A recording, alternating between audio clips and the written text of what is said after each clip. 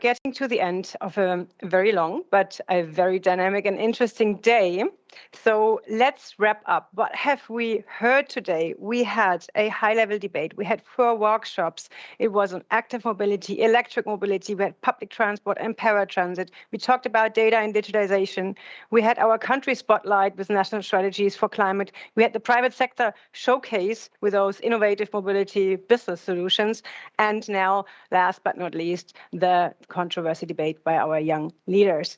A very full day, and I would now like to see what gave our poll, what our audience thinks is the most pressing topics on the continent here. So let's see your responses of today. Clearly ahead, I would say, is walking up here and also green drive and sustainable transport.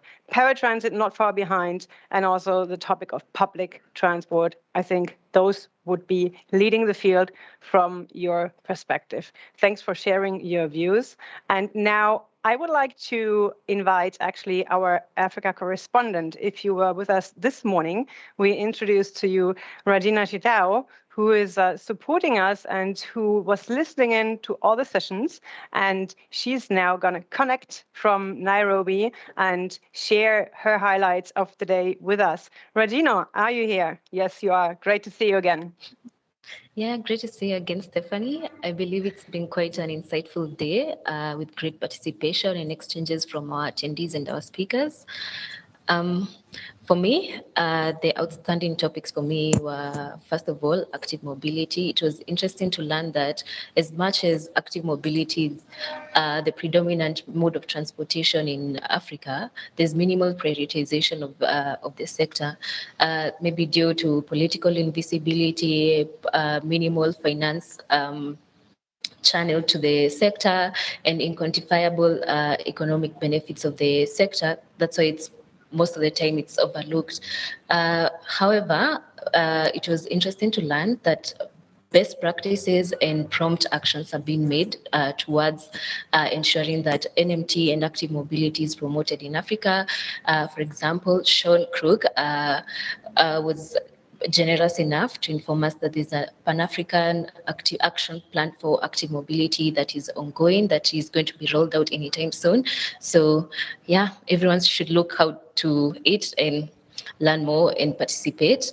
Second, there was the e-mobility workshop, which was quite participative and quite insightful regarding the African solutions to active to mobility. On e-mobility solutions by Africans for Africa, and it was interesting to learn that the most innovations are on 2- and 3-wheelers, which when we look into the near future, there's going to be a huge uptick in the 2 modes of transportation, maybe due to its affordability and the low maintenance part. Lastly, governance was quite outstanding. For us to move to a sustainable transport sector, governance is important, and Mobilize Your City workshop was quite insightful on how we can set up a functional and efficient public transport authority.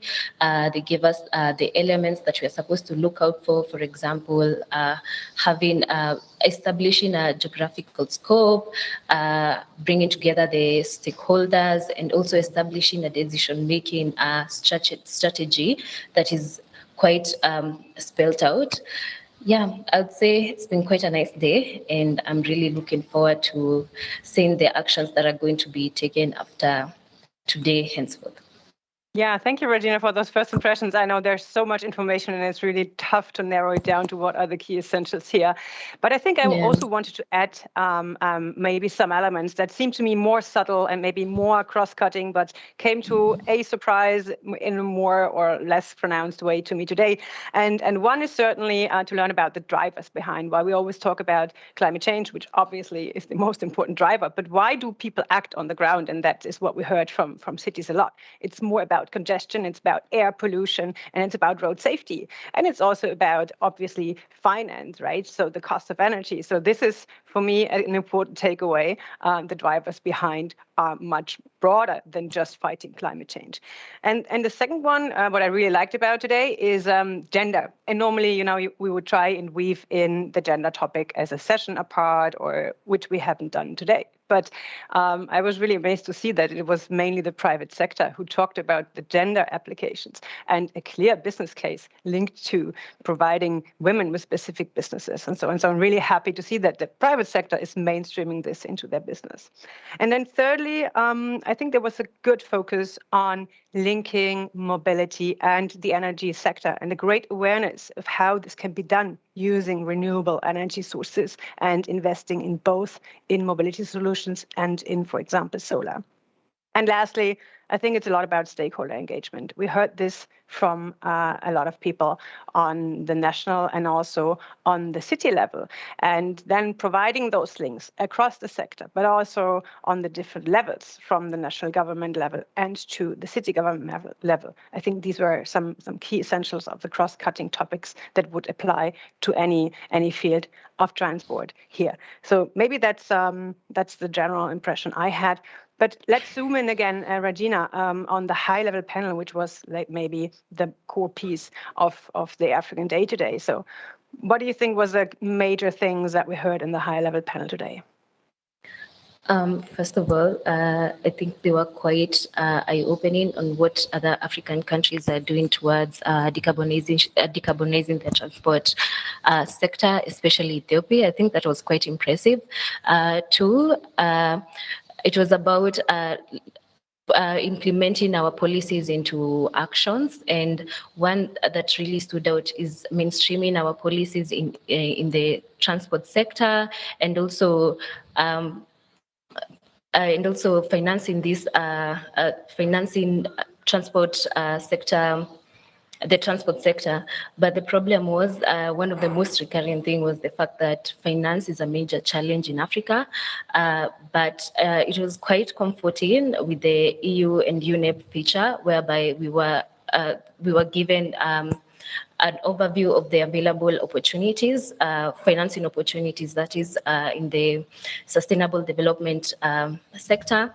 So I think that will be a nice way for us to collaborate with the international community for us to access more funds to decarbonize our transport sector.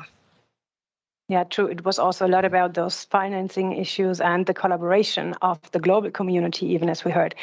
One thing that maybe struck me most in this debate was that we touched upon the topic of individual motorization and the role of the car as an aspirational object. And that was, for me, really maybe a first time ever heard in such a debate. And it's great to hear that there's this consciousness. And it's certainly, we need to provide people with mobility. It's not that we provide people with cars, as we've heard from Minister Moges and also from the Deputy Director of Lamata in Lagos. It's about providing solutions so that people can move where they have to go to make use of their social and economic opportunities. And I was really amazed to hear that this is being brought up in such a high-level panel. So I think that's maybe the key essentials for today. We know that there's going to be more, Ragina. So you are going to share more and report back from Africa today on Thursday when you're going to attend the Correspondence Club, correct? Where you're going to share. Yeah, you're going to share with colleagues from Latin America and also from Asia the impressions that you collect so that we have a true global connection and exchange of the entire transport and climate change week. So, Ragina, we let you go. It was a very long day. Thank you so much for being here and for sharing your impressions. And we are looking forward to seeing you again on Thursday. Goodbye. Thank you, Stephanie. Bye.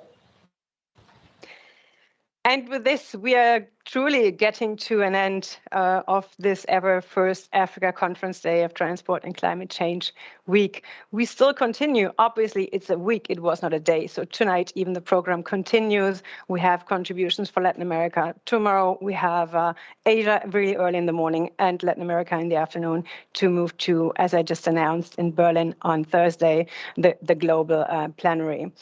So it was a great pleasure for me to host this event, and it was so exciting having all these interesting speakers engaging in the debate. And I thank the audience for being so active and participating. But I would also like to thank the whole team behind the scenes that you haven't seen because you just saw me, but you can't imagine the number of people who worked on this to put this on the stage. And thanks go to all the colleagues from GIZ who made this happen, and also to the team from Sendewerk who connected us across the globe and made it possible that we can exchange in mostly such a good quality. So with this, I let you go, and I wish you a interesting participation in Transport in Climate Change Week. And we hope to see you again by the latest on Thursday. And let's stay connected because it's all about exchange and making this happen together. Goodbye.